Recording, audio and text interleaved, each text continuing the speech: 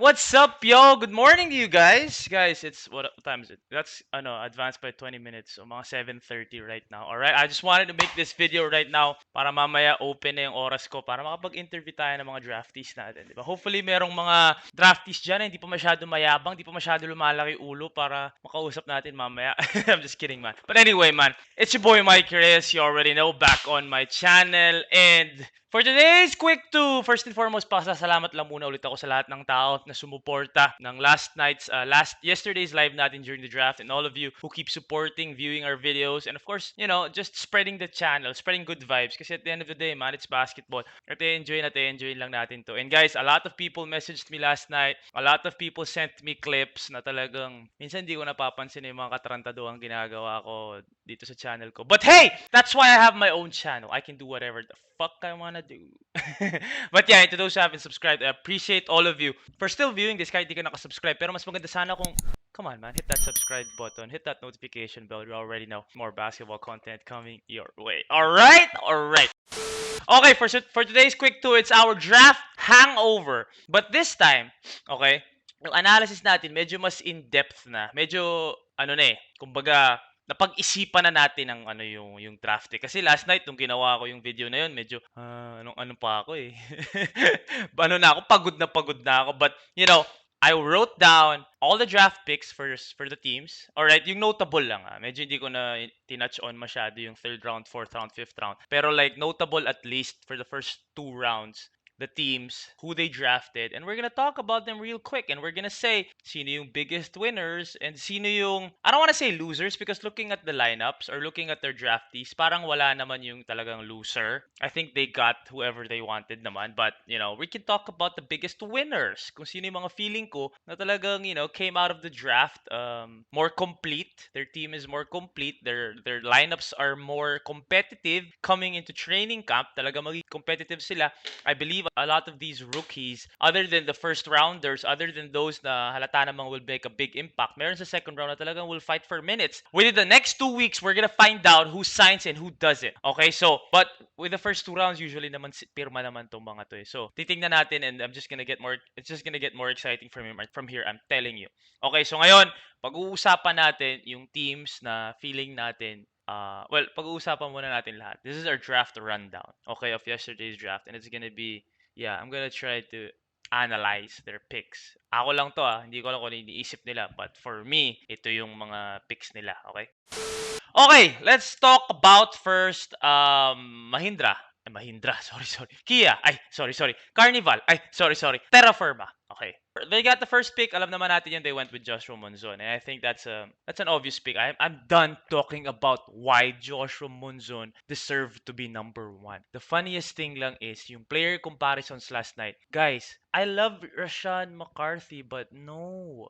Okay, if I can compare Joshua Monzon to someone, it's gotta be CJ Perez. It's gotta be a guy who can play both ends. Diba? It's gotta be that guy. Like I said, Terra Firma needed Joshua Monzon because of all the draftees. Si Joshua Monzon, yung talagang both ends superstar. Both ends elite. The same way CJ Perez is. So dahil nawala si CJ Perez sa Terra Firma, diba? Kumbaga, you need someone to replace that kind of vibe. I'm not saying ganun agad ang madadala ni Joshua Monzon, ganun agad na numbers. But, you need someone who's elite on both ends. So, I believe Joshua Monzon talaga yung pinaka-elite na at this moment, especially kasi veteranong to si Joshua Monzon, di ba? Siya talaga, man. Siya talaga. And I know there was chatter about Mikey Williams being the number one pick. But for me, if you want to build a team around someone in this draft, it's gotta be Joshua Monzon. And Terra Firma needs that type of guy. Okay, so Joshua Monzon yon.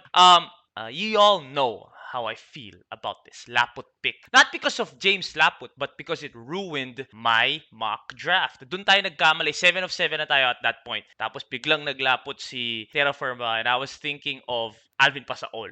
Okay? Kasi kailangan din nila ng guy who can just get them buckets. I explained it last night. But, after much thought, medyo nakikita ko din yung point ng Terra Firma dito. They need a big guy kasi nga, tama, nagsisingko si I see Roosevelt Adams, nagsisingko nung bubble. Okay, so pwede nga sila kumuha ng guy inside. I was thinking about Russell Escoto, but then at the same time, medyo stretch 4 din yun eh. Okay, so I can see what Terra Firma did here. They got a guy who can man the paint para yung stretch force nila medyo magkaroon ng leeway na medyo lumabas. 'Di ba? Kasi they were expecting Roosevelt Adams to, rebound, bang bodies down low. Pero kita naman, 'di ba? Yung outside shot niya yung pinaka-weapon niya. So, I kind of can see kung bakit sila put nga yung pinili nila. It would have been okay also if you got an Alvin Pasol, you got a bucket, 'di ba, to help your team, give your team chances of winning. But okay, I get it. I get it, Terra Firma. I don't hate you guys so much anymore.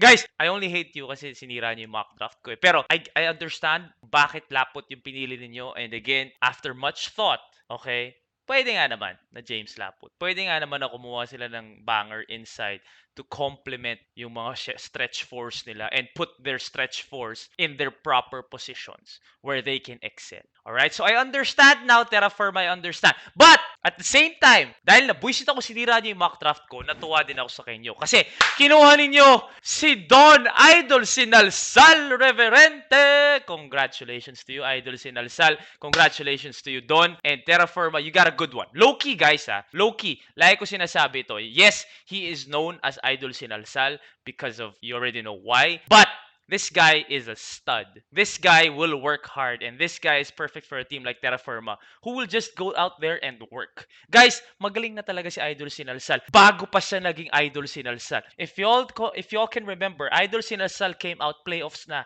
Buong regular season ng taon na yun, magaling na siya. Pero syempre, iba yung nangyari sa Idol Sinalsal, naging viral siya dun eh. But, good pick kayo doon. Good pick kayo doon, Terra Firma. So, I'm gonna give Terra Firma a B+. A B+. Okay? Okay.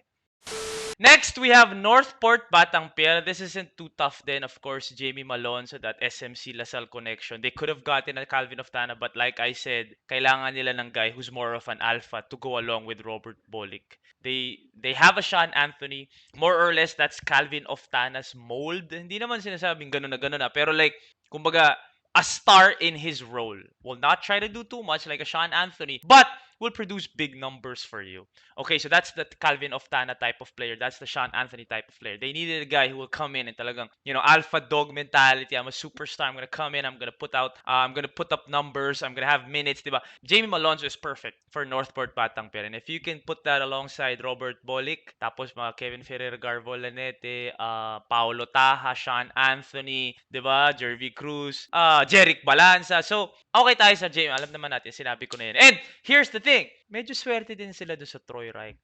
Because I was expecting Magnolia to pick Troy Reich. I wasn't expecting Northport to have a chance at Troy Reich at number 11. But they suddenly did. And that's cool. That's a good pick para sa Northport Batang Pier because Sean Anthony is getting older. It's the inevitable. Ito yung sinasabi ko lagi, the inevitable. But Sean Anthony has a few more years or maybe 5-6 more years to train or talagang to guide itong si Troy Reich. So, I believe Northport Batang Pier, swerte doon. Swerte doon na Northport na nagland sa kanila si Troy Reich. So, good job there, Northport. I'ma have to give you guys a B+ din siguro. B+ din kasi medyo obvious naman yung Jamie Malonzo eh. Tapos yung Troy Reich, medyo lang yun eh. Swerte, 'di ba? So, B+. I don't wanna give out Bs kasi baka marinig to ng mga teams hindi na magpa-guest sa akin eh.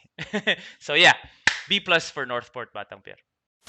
NLEX Road Warriors, one of my favorite teams. Boss Ronald, Boss Borgie, shout out to you guys. And Kiefer, I'm still waiting on you. Pag ikaw lumabas sa ibang media outlet, friendship over tayo, brother.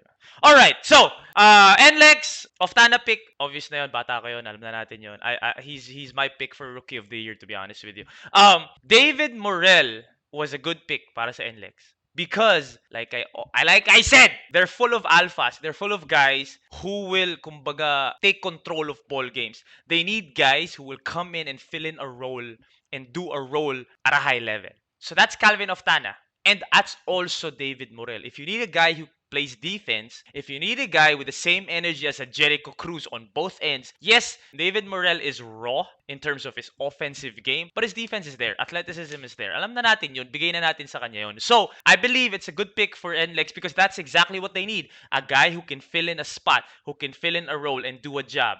And that's David Morel, man. UP fight, a first UP fighting maroon to get picked in this year's draft. And I'm excited for him because, kumbaga, that's a shot. David's a good friend of mine, and I'm really happy for him that he ended up with a team na kakailanganin yung kano yung kaya niya, yung strength niya, which is defense, Swiss knife type of guy. If he can improve his outside shot, that's a bonus. But to be under Coach Yang, and Coach Yang can give this guy confidence kasi ito yung mga gusto ni Coach Yang, yung mga workhorse. So I'm looking forward to this partnership between David Morel, Calvin of Tana, and of course the NLEX Road Warriors. So with NLEX, I'm gonna have to give you an A minus because the Morel pick for me, medyo, kumbaga, perfect eh. Pangilan ba to? Pangilang pick ba tong si David Morel?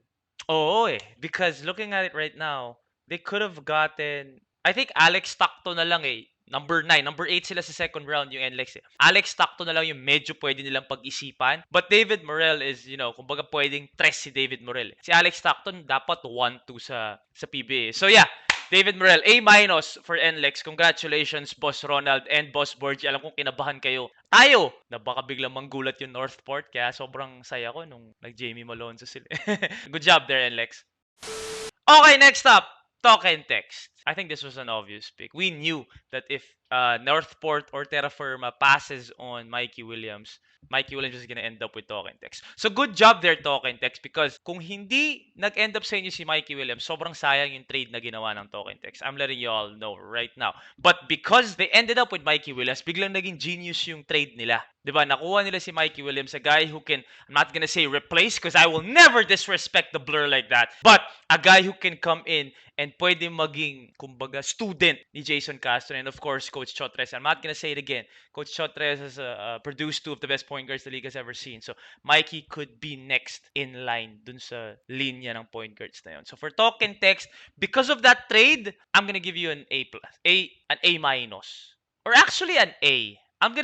Okay, so for talk and text, I'm gonna give you all an A. Not more so because of the trade than Mikey Williams. Kasi alam naman namin yun yung target nyo. But because of the trade, you got a point guard whom you need. And also, if Bobby Ray Parks doesn't play, Mikey Williams will be a very, very, very big asset to your team. And really, a low-key already a superstar. Low-key already a superstar. So, for talk and text, I'm gonna give them an A. Okay, understand. Because of the trade, I'm giving them an A. Okay? Good job, talk and text.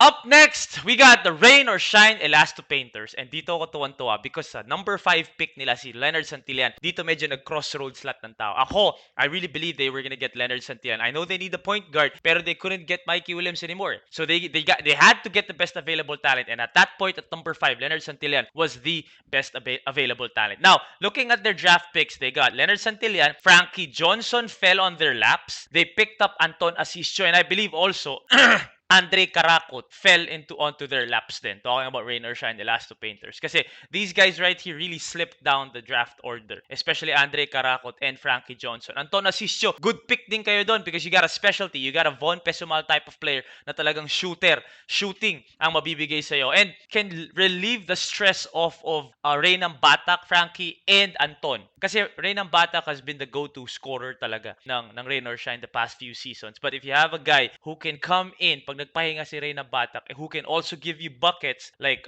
Frankie Johnson and Anton Asisio, good job kayo doon. Andre Karakot, you got a backup point guard. Okay? So, here's what I'm saying. I'm telling you guys, kung nakikinig man ng Rain or Shine, I'm not gonna tell you how to do your job because I trust all of you, Coach Caloy Garcia, Coach Chris Gavina, and all of Rain or Shine. But, come on, man. Padala nyo na si Bo Belga sa NLEX. Masaya lahat ng fans nun. For sure. Coach Yeng, back with extra rice. Come on, do us a favor. Do that. And at the same time, you're gonna get younger. You're gonna get a Roy Sumang who can be your top point guard. So ngayon, may Roy Sumang ka na, pamalit mo si Andre Karakot, Adrian Wong can play the two, the same as Reynam Batak. You got a Frankie Johnson and Anton Asisio, and then you got a Leonard Santillan naman to play the 4 for you pag nawala si Papa Bo. Or si Kuya Bo. Hindi pa siya Papa Bo. Si Papa Raynil yun. Si Kuya Bo. Diba? So it's a win-win situation. And also, alam naman natin na sobrang hard magpa-practice ni Coach Chris. So bagay kay Coach Chris, yung mga bata, kumbaga new era na. Diba? That's just me though. That's just me. Rain or Shine fans, please don't hate me. But I know the Kuya Bo fans, the JR Kinyahan fans, and the past Rain or Shine fans na talagang dati pa would love to see a Coach Yeng and Extra Rice reunion. So, I'm just saying, okay, to complete your roster, you still don't have a top point guard. I don't think Andre Karakot could be your top point guard at this point. Rookie pa lang siya, hindi pa.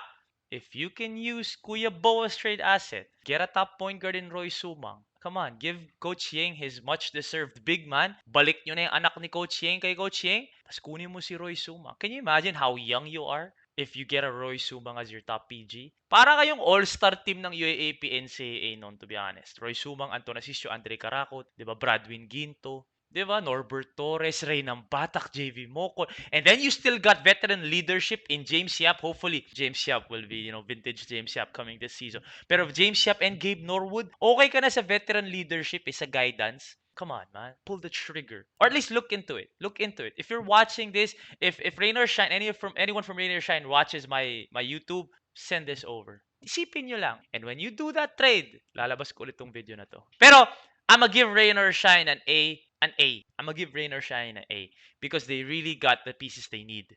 A. Hindi, masyado ako mabait. A minus. Para lang may space tayo mag-A sa ibang A. A minus. Okay, good job there, Rain or Shine. Okay, wait. Meralco, they picked up Alvin Pasaol and I know I put James Laput sa kanila muna. Kasi akala ko si Alvin Pasaol pupunta ng Terraforma. So I was thinking James Laput would be good for them because they need a guy who can really bang bodies. I've said this before. Si Raymond Almazan, Papa Reynel Hugnatan, and Cliff Hodge are more of versatile bigs na talagang finesse. So I felt like they needed a guy who can do the dirty work, which was James Laput to me na talagang June Marfajardo, Greg Slaughter, Christian Standhardinger, kaya niya makipagbanggahan. But hey, they couldn't get James Laput to me. But Alvin Pasol is not a bad choice. I think ang kulang sa sa Meralco is a guy who can just give you buckets. Yun feeling ko. After much thought again, 'di ba? Pinag-isipan ko to bago matulog, pinaginipan ko yung Meralco. Naisip ko si Alin Maliksi lang talaga, bucket getter nila. Sa wing position, parang si Alin lang. Kasi Chris Newsom hindi naman bucket getter si Chris. Chris Newsom can do really a little bit of everything. Aaron Black can do a little bit of everything. But a guy who just puts the ball in the hoop, Alin Maliksi lang eh. So, good job din yung Meralco doon. Pero, I have to say, kung pinik ng Terra Firma yon, then Meralco would have a problem. So, it also fell onto their laps. So, Meralco got a good one. In any other draft, Alvin Pasol wouldn't have been there at number 9. No, it just goes to show how deep this draft is. So for Meralco, I'm gonna give you all an A minus as well. Kasi I can't give you the full grade kasi it fell onto your laps. But at the same time, that's a good pick. So after much thought, pwede nga Alvin Pasol for Meralco. So you got a bucket getter over there, Aaron. You got a bucket getter there, Coach Norman. So good luck with that. Hopefully, y'all give them the license because we want to see Air Sambokojin. Okay? We want to see him hoop and ball out in the PBA. And the only way he can do that is you give him the license. So hopefully you do. All right? Good job there, Meralco. Up next, Magnolia Hot Shots, Jerica Hanmisi. Ito yung sinasabi ko kahapon na security guard agency na talaga sila. I don't know if they're gonna use anyone as trade bait. But I just felt like they're gonna go Troy Reich because they could use a replacement for Rafi Rivas and Mark Pingris. But na-realize ko din sinasabi ng my comment section was full of meron namang Jackson Corpus, meron namang Aris Junicio, which is true din Have to admit, good job kayo doon. So, naisip ko, may point din naman sila. I mean, if they do use Jerica Hanmisi, I don't know if it's some merong trade na mangyayari in the next few days. But as of now, Jerica Hanmisi is part of Magnolia and pwede. Kasi wala nga naman talaga silang pure shooter doon. Polly is their most known shooter and he's actually a shooter. He's a fucking scorer. Iba nga yun, di ba? So, they could use a guy who can just knock down shots. I did say that they needed Troy Reich because they needed a guy who can stretch the floor, especially now with Abueva, Halalon, Lee, Baroka, Ian Sangalang, who are more of slashers. So, they need guys who can stretch the floor. And that's one reason why I wanted Troy Reich to be with them. Kasi Troy Reich could be the 4 who can stretch the floor. But tama rin, Jerica Hanmisi could shoot and knock down threes for Rain or Shine or for Magnolia Slashers. So I can see what you did there. Pero malalaman pa natin yan within the next few days if they're gonna use someone as straight bait and really unload some of their guards. But okay, I'm not that disappointed anymore with Magnolia na hindi nila sinunod yung pick ko. I see what you're doing. And obviously, you guys know more than I do. So, good job there, Magnolia. I'm gonna give y'all a B+. B+.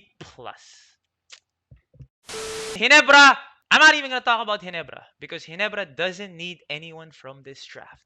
But I'm gonna say this. Sabi ko sa inyo eh. Holmqvist yan eh. And dun sa mga totoong fans ng channel na to, sa mga totoong nanonood ng channel na to, alam ninyo, during the Olsen Rosella interview for Straight Up, I did say Ken Holmqvist. During my first ever mock draft, I did say Ken Holmqvist. So, I'm going with Ken Holmqvist. Di ba parang perfect? Lalo na kay Coach Tim. Di ba gusto ni Coach Tim yung mga ganyan?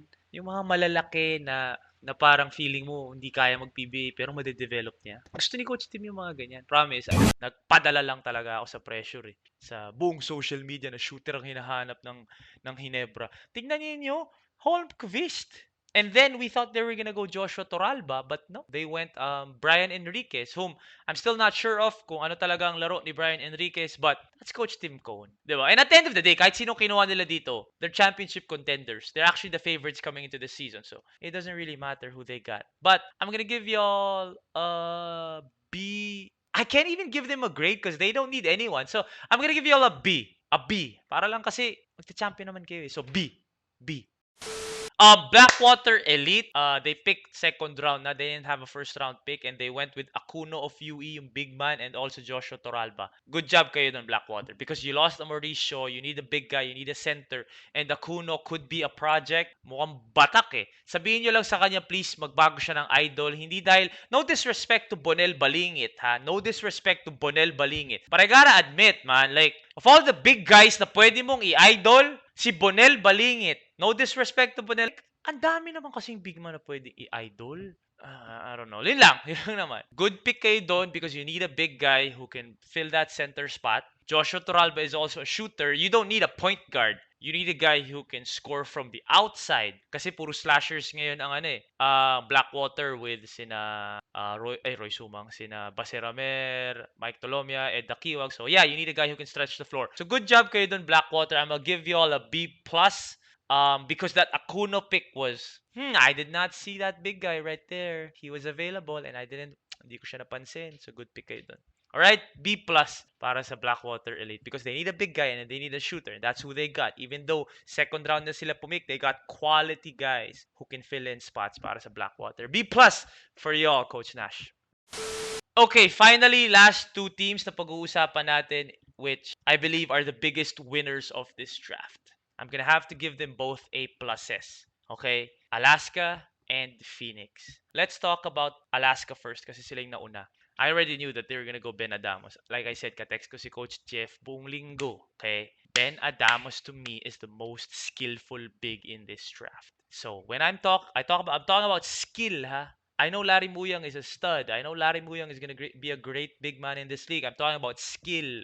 Ben Adamos, versatile, can shoot the three ball, can shoot from the perimeter, can rebound, can be a backup big, a back to the basket big. Okay, Ben Adamos, good pick. You needed a guy who can finally replace or fill in the void that was left by Sonny Thoss at that center spot. Good pick kayo doon, Alaska. Now, Alaska got Taylor Brown. I'm not gonna talk about him that much because I don't know who he is. Tinawag ko nga siyang Chris Brown kagabi during my live. So, I'm sure Coach Jeff saw something in Taylor Brown. I don't know. I don't watch highlights because I don't believe in highlights. So, okay, Taylor Brown. But, Alex Stockton fell on their laps. Okay? And that's a great defender. Again, Alaska got guys who can, kumbaga set na yung role sa Alaska. So if you can get a Swiss knife like Alex Stockton who's ready to get like physical and ready to guard the best, player sa kabila, Alex Stockton is a good pick there. And I felt like he fell on your laps. But another guy who fell on your laps is RK Ilagan. I told Coach Jeff nung interview ko sa kanya sa breaking, di ba? Baka kailangan nila ng backup point guard. Baka. Kasi yes, JV Casio is there. And don't stop disrespecting JV Casio. One of the most efficient and smartest point guards in the league. I've seen a lot of JV Casio hate on my comment section. Y'all should stop disrespecting JV Casio. Okay, JV Casio is still one of the best point guards in the league. Okay, so JV Casio is your top point guard. Sino yung backup? Yes, JC Marcelino is there, but I still don't see JC Marcelino as a pure point guard. Kasi ano si JC parang slash depensa. Kumbaga ano rin si JC, kumbaga hindi mo alam kung ano yung kayang ibigay. Like marami kasi siyang kayang ibigay. Depensa, slash, di ba? So JC is there, all right, but you still need a backup point guard, another extra point guard just in case. And RK Ilagan to pick him up in the 3rd round? Yo, I'm telling y'all. Para doon sa mga taong nagtataka kung ano yung Gatorade at saka yung mga parang endorsement shit na meron yung ibang players tas yung iba wala. Ang binibigyan lang nun, yung mga sure pick. Binibigyan yung mga sure pick nun. Pansinin nyo, Aljun Melesio meron nun, Monsoon meron nun. Yung first round halos lahat meron nun. Sa second round, Aljun Melesio meron nun. Kasi yun yung mga sure. So alam ng mga brands na ito yung mga bibigyan natin ng mga products natin para makita sa TV kasi ito yung mga sure na i-interview, ito yung sure na may exposure sa camera. RK Ilagan had Gatorade beside him. RK Ilagan had caps with him. Kasi everyone really thought na sure pick si RK Ilagan at least in the second round. But he fell on Alaska's laps. Okay? So, the shotgun in the 3rd round. Swerte ng Alaska doon. So, Benedict Adamos, Taylor Brown, Alex Stockton, and RK Ilagan. Those are four guys who can fight for spots. So I'm gonna have to give Coach Jeff an A+ on this draft. There's a little bit of luck there, but at the same time, good picks, good decisions. And man, these guys can fill in roles again. I think Ben Adamos lang dito yung agad-agad aasahan nila, especially on the siyempre siya yung big man nila doon. Siya yung magiging starting center nila doon, I suppose. Pero these 3 guys, man, like, Alaska had a good day yesterday. Alaska went home happy, man. I'm sure Coach Jeff is very, very happy. Congratulations to you, Alaska. And yeah, man, excited to see what y'all can bring, especially with, the new pieces. Gabanal, Jeron Teng just signed a 3-year max. So, good job there. And nakuha nyo si Ben Adamos because of the trade. Remember how Alaska went up 1 spot? Phoenix could have gotten Ben Adamos. But Ben Adamos landed with Alaska. That's why this is what Coach Jeff was saying. 1 spot is big, especially in a draft like this. So good job there, Ben Adamos para sa Alaska. Good job, Alaska, man. Good job. All right, the next team that I feel is also the biggest winner here in this draft is Phoenix. They got a Larry Muyang. I told y'all, they need a guy who can bang bodies. They need a guy who can, back Justin Shua up. Wala silang backup. They need a guy who can back Justin Chu up because looking at their roster nga, sa Wikipedia ko pa nakita to JR Reyes yung pamalit nilang big man. And I love me some JR Reyes kasi ano siya UP fight yan eh. Pero nalaman ko lang kagabi na hindi na ata si JR Reyes, wala na ata si JR Reyes sa Phoenix. So, hindi ko na alam kung sino yung backup big man ng Phoenix. And Larry Muyang was still there at number 7. So, good job na naman doon, Boss Paul. Sabi ko sa'yo, magla-Larry Muyang kaya mo pang aminin sa akin. Diba? Larry Muyang is perfect for Phoenix because, you got a guy who can bang bodies. You got a reliable guy who led the NCAA 2 straight years in field goal percentage. Okay? And he can take away the stress from Vic Manuel and also Justin Chua. So, good job yun. Larry Muyang talaga. Basa ko yun eh. Yun yung pang 7th pick ko na tama eh. And y'all can say that they should have gotten Alvin Pasol because they need a guy who can score alongside Matthew Wright. They need a guy who can be a 3 kasi nga nawala yung starting 3 nila which was Calvin Abueva. But guys, they got a Nick DeMoses.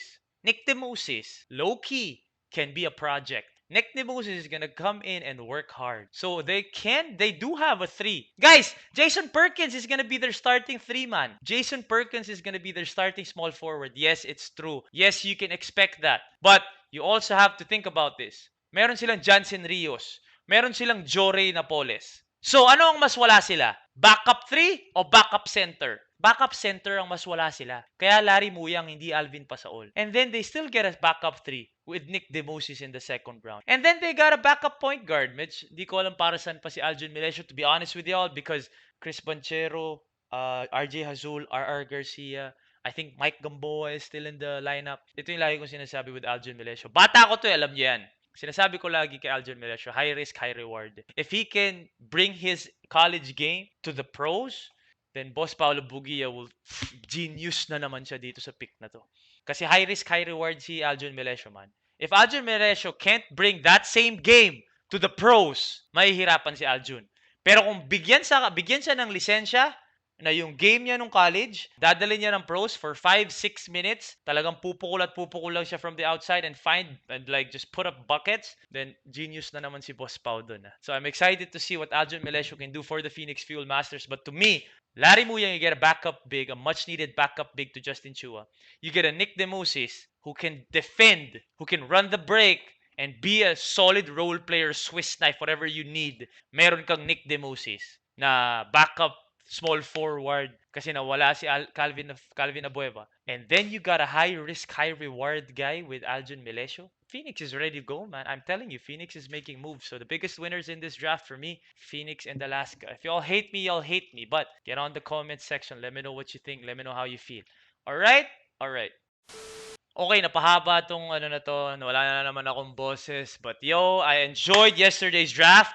And after much thought, I needed to put this out kasi nga medyo napag-isipan ko na yung picks at mas lalong in-depth yung analysis natin. Kaya medyo napahaba itong video na to. Hindi na to quick too, pero like, I'm still gonna put it out. Alright? So thank you again for all the support, all the views, and keep supporting the channel. Keep spreading the channel. Please follow our social media platforms kasi, or our social media platforms. All our socials, because you already know we're trying to put out content everywhere. Okay? It's getting bigger. The community is getting bigger. We're at 27,000 subscribers now. Konti na lang. Magte-30 na tayo. And I just appreciate all of you. Again, to those who haven't subscribed, please hit that subscribe button. You already know more basketball content coming your way. Again, stay on the comment section, all right? Let me know what you think. Keep the debate going, okay? I'm gonna see y'all later for the usual segments, but as of now, wala na akong boses. The name is Mike Reyes. Take care of yourselves, take care of each other. Peace and love, and I'm gonna see y'all very, very soon, all right? All right.